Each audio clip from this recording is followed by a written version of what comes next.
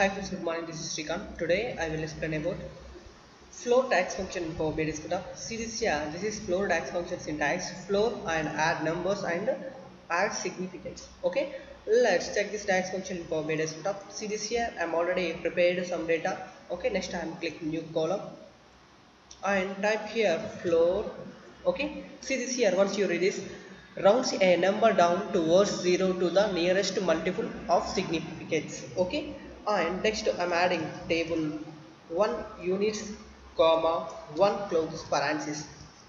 Okay, see this here. Floor is a function number, so particular number place I'm adding my table 1 column units. Okay, next to significance, so now I'm adding comma 1. Okay, let's check this DAX function.